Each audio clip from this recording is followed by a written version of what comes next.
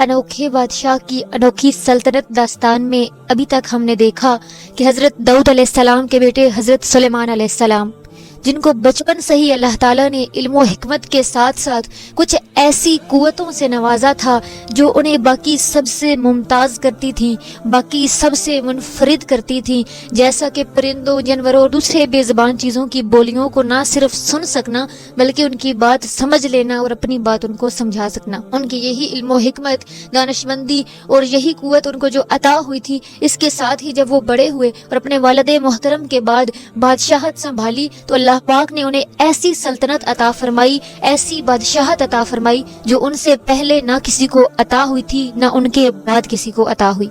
इल्म व हिकमत के साथ साथ अल्लाह पाक ने उनको ऐसा जाहो जलाल भी अता फरमाया था कि ना सिर्फ इंसान बल्कि जिन, चरिंद, परिंद, जानवर, हर चीज उनकी सल्तनत की, उनकी ताबे थी और किसी में ये जुर्रत नहीं थी कि उनके हुक्म की सरताबी कर सके। और हमने ये देखा था कि एक दफा वो अपने लश्कर जरार के साथ पूरे जाहो जलाल के साथ एक सफर पर रवाना थे, वादी नमल में पहुंचे और वहां जब चींटियों की सरदार ने ये देखा कि हजरत सुलेमान अलैहिस्सलाम अपने लश्कर जरार के साथ आ रहे हैं तो अपने साथियों को, अपनी बाकी सारी चींटियों को कहने लगी कि जल्दी से अपने बिलों में घुस जाओ, हजरत सुलेमान अलैहिस्सलाम अपने लश्कर के साथ आ रहे हैं, ऐसा ना हो कि वो हमें कुचल के चले जाएं और उन्हें खबर भी ना हो।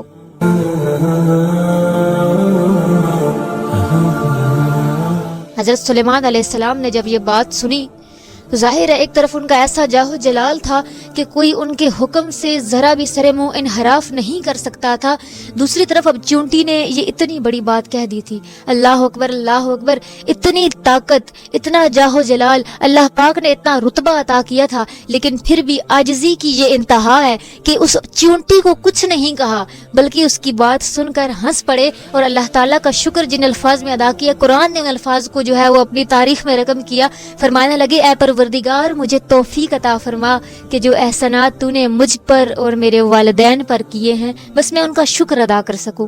यानी जो ताकत तूने मुझे अता की है कि मैं इन जानवरों की, इन छोटी छोटी चीज़ों तक की आवाज़ों को सुन सकता हूँ, इस पर उन्होंने शुक्र अदा किया। ये नहीं किया कि हाँ मैं इतना बड़ा बादशाह, मैं इतना बड़ा सुल्तान, इसने इस तरह की बात क्यों की। नहीं, अल्लाह पाक ने जहाँ उन्हें इतना बड़ा रुतबा अता किया था वहीं बहुत आजिज़ी भी अता फरमाई थी।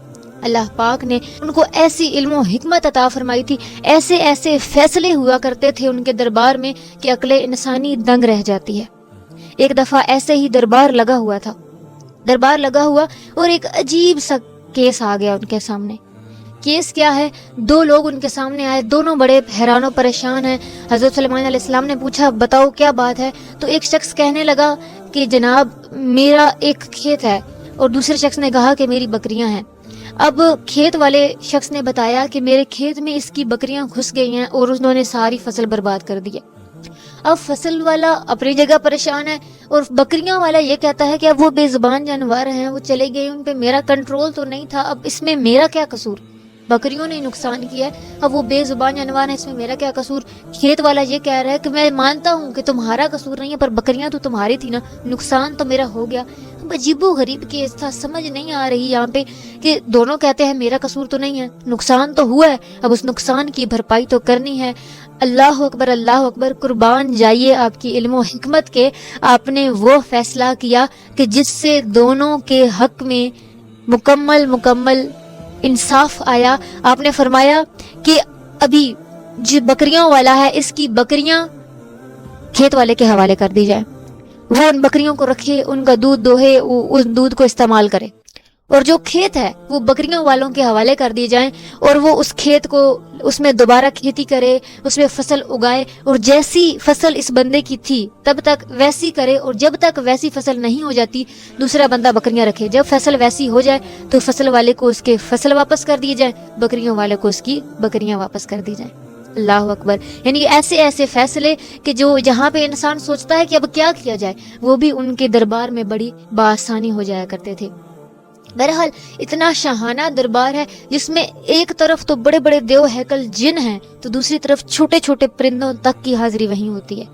ہر ایک کو مختلف ذمہ داریاں دی گئی ہیں، ہر کوئی اپنی ذمہ داری دیتا ہے اور آ کے اپنی ذمہ داریوں کی جو ہے وہ شام کو کارکردگی پیش کرتا ہے. اسی طرح ایک دفعہ سارے درباری حاضر تھے، ہر چیز لوگ بھی حاضر تھے، جانور بھی، جن بھی، ہر چیز حاضر تھی. حضرت داؤد علیہ السلام کے بیٹے حضرت سلیمان علیہ السلام نے نظر دوڑائی تو فرمانے لگے کہ ہدہد نظر نہیں آ رہا. ہدہد وہاں موجود نہیں تھا. آپ نے سب سے پوچھا کہ کسی کو پتہ ہے ہدہد کہاں ہے؟ جب سب نے لا علمی کا اظہار کیا تو آپ نے کہا کہ اگر ہدہد نے اپنی غیر حاضری کی کوئی معقول وجہ پیش نہ کی تو اسے سخت سزا سناؤں گا. اور سخت سزا بتائی بھی کہ اسے ذبح کر دیا جائے گا، اسے قتل کر دیا جائے گا. بہرحال اب ایک تو غیر حاضر تھا، اوپر سے بنا بتائے غیر حاضر تھا. سب انتظار کرنے لگے کہ پتہ نہیں ہدہد کہاں گیا ہے، ہدہد کے ساتھ اب کیا ہوگا. بہرحال تھوڑی دیر گزری اور ہدہد آ گیا. ہدہد سے جب پوچھا گیا کہ بتاؤ تم کیوں غیر حاضر تھے، کہاں تھے تم؟ حضرت سلیمان علیہ السلام نے جب پوچھا تو وہ کہنے لگا کہ ہاں میرے پاس ہے وجہ، میں بتا سکتا ہوں کہ میں کیوں لیٹ آیا ہوں، میں بتا سکتا ہوں کہ میں کیوں غیر حاضر تھا. کہنے لگا کہ جب میں اپنی سلطنت میں اڑ رہا تھا، ویسے یہاں میں ایک چیز بتاتی جاؤں کہ ہدہد کو اللہ پاک نے یہ طاقت عطا کی ہے کہ وہ دور سے پانی کا پتہ چلا سکتا ہے، ایون وہ زمین کے نیچے سے بھی پانی کا پتہ چلوا سکتا ہے. اسی لیے حضرت سلیمان علیہ السلام بھی ہدہد کا استعمال اس چیز کے لیے کیا کرتے تھے. جب وہ قافلوں میں روانہ ہوتے تھے تو ہدہد پانی کا پتہ چلوایا کرتا تھا. بہرحال اس نے یہ کہا کہ میں سلطنت کا اسی طرح سے چکر لگا رہا تھا، اپنے فرائض انجام دے رہا تھا کہ مطلب میں سلطنت سے باہر چلا گیا، مجھے پتہ نہیں چلا. لیکن میں نے ایک عجیب و غریب چیز دیکھی ہے. کیا دیکھا؟ ایسا کیا دیکھا اس نے؟ کہتا ہے کہ میں نے یہ دیکھا کہ ایک بہت ہی عالیشان سلطنت ہے، ایک بہت عالیشان سلطنت ہے. وہاں پہ ہر چیز ہے، دولت کی فراوانی ہے، لیکن اس سلطنت کی حکمران ایک عورت ہے. اس پوری سلطنت میں حکمرانی ایک عورت کی ہے اور وہ بڑی جاہ و جلال سے اس پوری سلطنت میں حکمرانی کر رہی ہے. ہر کوئی اس کے تابع ہے. لیکن اتنی بڑی سلطنت ہے، حکمران بھی ہے، لیکن وہ لوگ مسلمان نہیں ہیں. وہ لوگ سورج کی پرستش کرتے ہیں، سورج کے سامنے سر جھکاتے ہیں. اور میں نے ایک اور بھی بڑی عجیب چیز دیکھی ہے. وہ کیا؟ کہتے میں نے بڑا ہی اس عورت کا عالیشان تخت دیکھا. یعنی اس کے تخت کی کوئی مثال نہیں ملتی. مشہور ہے اس کی سلطنت میں اس کا وہ تخت کہ بڑے اس میں ہیرے جواہرات لگے ہوئے، بڑا منفرد قسم کا بہرحال اس کا وہ تخت ہے. حضرت سلیمان علیہ السلام نے جب یہ ساری صورتحال سنی تو فرمانے لگے اچھا اگر تم واقعی سچ کہہ رہے ہو کہ اگر ایسا ہے، کوئی ایسی سلطنت ہے جس پہ ایک عورت حکمرانی کر رہی ہے اور وہاں کے لوگ مسلمان نہیں ہیں، اور جو ساری صورتحال تم نے بتائی ہے، تو پھر لو میرا یہ خط لے کر جاؤ اور اس عورت کو دو، اس عورت کے سامنے دو اور سائڈ پہ ہو جانا اور دیکھو کہ وہ کیا اس پہ جواب دیتی ہے. ہدہد نے حضرت سلیمان علیہ السلام سے خط لیا. حضرت سلیمان علیہ السلام نے خط لکھ کے دیا. ہدہد وہ خط لے کر سفر پر روانہ ہو گیا. سبا ملک میں پہنچا. اس ملکہ کا نام ملکہ بلقیس ہے. ملکہ بلقیس کے دربار میں پہنچا اور وہ خود خط اس کے دربار میں ڈال دیا. ملکہ بلقیس نے جب وہ خط پڑھا تو اس کی تحریر پڑھی، پریشان ہو گئی. اپنے سارے درباریوں کو بلایا کہ اس طرح سے کوئی بادشاہ ہے سلیمان، اس نے مجھے یہ خط بھیجا ہے. تو ایسا کیا لکھا تھا اس خط میں؟ اس خط پہ ملکہ نے کیا جواب دیا؟ ہدہد کیا جواب لے کر آیا؟ کیا ہدہد کی جان بخش دی گئی؟ کیا ہدہد نے اپنے مدعے کو جسٹیفائی کر لیا؟ اور پھر ملکہ بلقیس نے اگلا کیا قدم اٹھایا؟ اور جس صورت میں یہ واقعہ بیان کیا گیا ہے اس صورت کا نام ہے سورہ نمل، اور وہ پورے قرآن میں سب سے منفرد صورت ہے، کیونکہ پورے قرآن میں اس صورت کے علاوہ اور کوئی صورت ایسی نہیں ہے جس میں 2 بار بسم اللہ الرحمن الرحیم آیا ہو. ایسا کیا ہوا داستان سلیمان علیہ السلام میں کہ اس صورت نے پورے قرآن کی تاریخ کو بدل کے رکھ دیا اور اس میں 2 بار بسم اللہ الرحمن الرحیم آیا؟ ان سارے سوالوں کے جواب ہمیں ملیں گے اگلی قسط میں.